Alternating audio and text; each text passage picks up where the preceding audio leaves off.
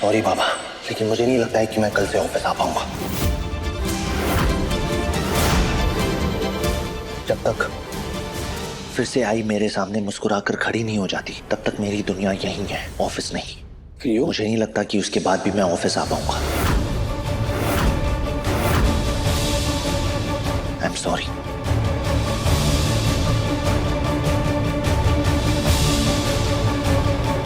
युग, तुम्हें मुझे जो बोलना है बोलो, चिल्लाना है चिल्लाओ, मुझे सजा देने में उसके लिए भी तैयार हूँ, लेकिन अपने सपने को मत तोड़ो प्लीज।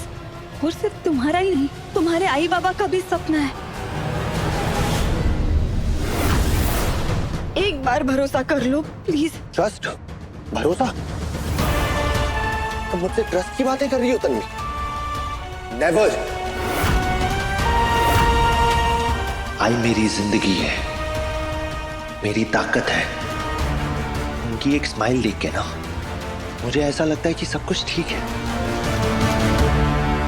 लेकिन आज वो बेड पे है। मैं ये नहीं कह रहा कि तुम्हारा इंटेंशन गलत है, लेकिन जो कुछ भी हुआ वो भी तो सच है ना। मुझे हर जगह सिर्फ मेरी आई का दर्द नजर आ रहा है, और इस दर्द के पीछे तुम्हारी एक छोटी सी गलती।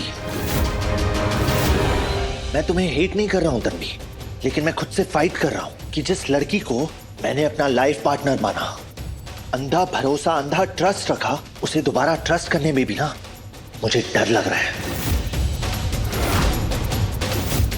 ट्रस्ट जब टूटता है ना तो उसका साउंड सुनाई नहीं देता, लेकिन उसकी गूंज बहुत देर तक दिल में रहती है।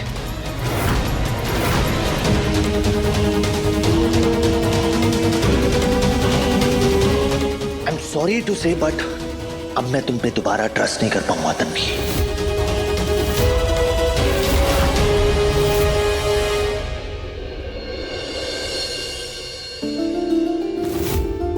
आई, प्लीज अपनी आंखें खोलिए ना। मैं आपको इस हालत में नहीं देख सकता आई। अगर आप आंखें नहीं खोलोगी ना तो मैं अपनी बेसुरी आवाज में गाना शुरू कर दूंगा।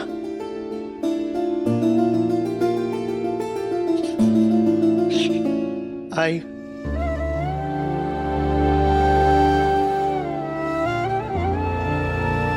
इट्स ओके, मैं कहीं नहीं जा रहा हूं। और जैसे ही आप उठेंगी ना, आप सबसे पहले मेरा ही चेहरा देखेंगी, और फिर आप परेशान हो जाएंगी। अरे युग, कितना बोलता है रे तू।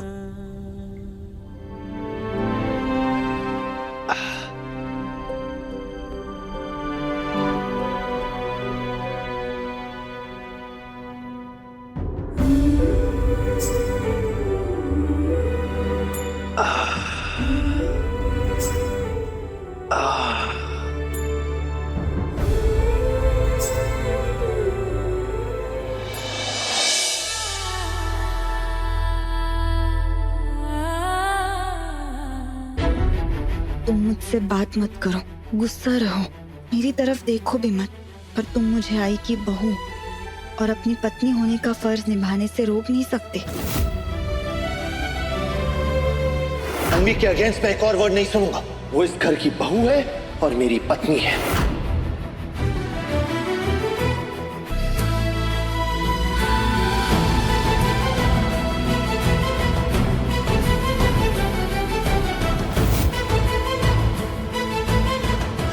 आई, आई। युग, क्या मैं तुमसे एक बात कह सकती हूँ? युग, ये क्या कर रहे हो? अब ना तुम आई के पास आओगी और ना मेरे पास। चली जाओ इस रूम से और फिर से मत आना यहाँ पे। जस्ट गो यहाँ से। मैं कहीं नहीं जाऊंगी, और आई को इस हालत में छोड़कर तो बिल्कुल भी नहीं। एक बहू होने का हक तुम मुझसे छीन नहीं सकते युग। कोई हक नहीं बचा है तुम्हारा इस घर में। अब तुम फ्री हो, so just go यहाँ से। युग, तमीज से बात करो। ये कोई तरीका नहीं है घर की बहू से बात करने का, कम से कम हमारे सामने तो नहीं। सीरियसली अक्का साहिबा, अब आप भी इसकी साइड ले रही हैं। बेटा, सही को सही और गलत को गलत बोलना किसी की साइड लेना नहीं होता है यू।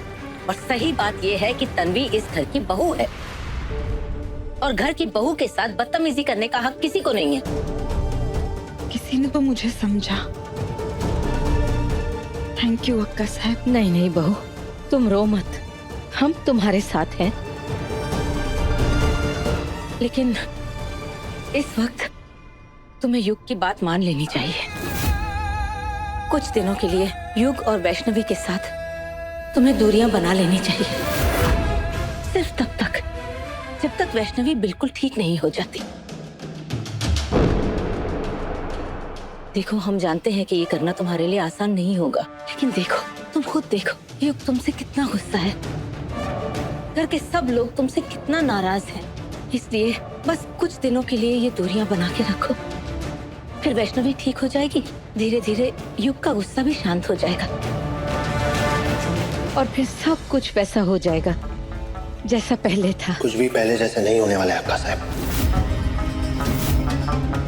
आप तो जानती हैं, ट्रस्ट एक कांच की तरह होता है, एक बार टूट जाए तो फिर जुड़ना इम्पॉसिबल है। और तन्वी, तुम पर से मेरा ट्रस्ट टूट चुका है।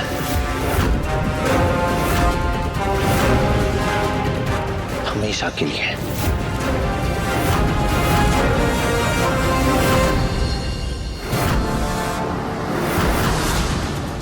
हमारे बेटे को जेल भेजा ना, तो उसकी बहुत बड़ी कीमत चुकानी पड़ेगी तन्वी।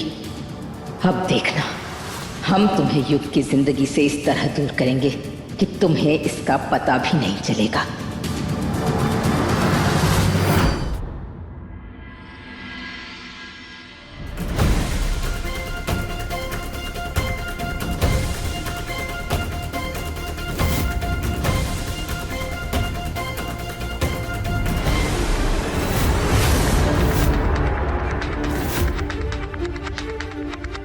बाबा, आपने खुद देखा है मैंने युग को कैसे ऑफिस जाने के लिए तैयार किया था।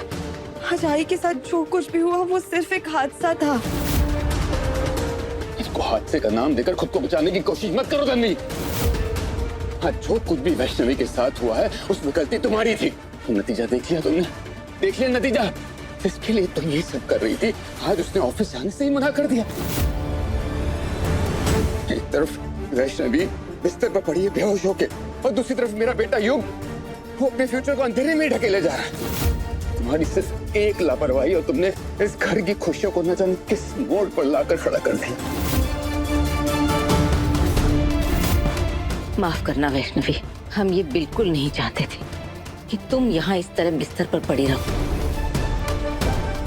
मन तो हमारा वो था कि वो मनहूस तन्वी तुम्हारी जगह यहाँ पड़ी होती,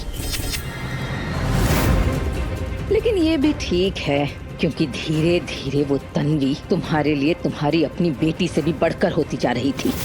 अब देखना कैसे एक झटके में हम तुम्हारा वो भरम तोड़ते हैं।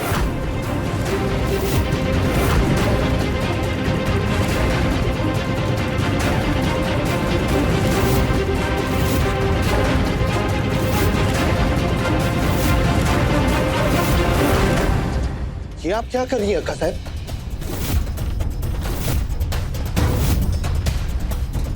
युग, ये बैंडेज है ना, ये ढीला था, ये ठीक से लगा के नहीं गया वो डॉक्टर, बस उसी को ठीक कर रहे थे। देखो ना, देखो, ये डॉक्टर लापरवाह है, देखो ना कैसा काम करके गया है। आप सही कह रही हैं अक्का साहब, मैं अभी डॉक्टर को कॉल करता हूँ। नहीं नहीं बेटा, तुम्हें परेशान होने की जरूरत नहीं है। हम अपना घरेलू लेप बनाकर वैष्णवी को लगा देते हैं, बिल्कुल ठीक हो जाएगी। और ये तुमने अपना क्या हाल बना रखा है युग? ये सब क्या है? ये सब घाव लगे हुए हैं, हम तुम्हारे लिए भी लेप बना के लगा देते हैं। नहीं अक्का साहब।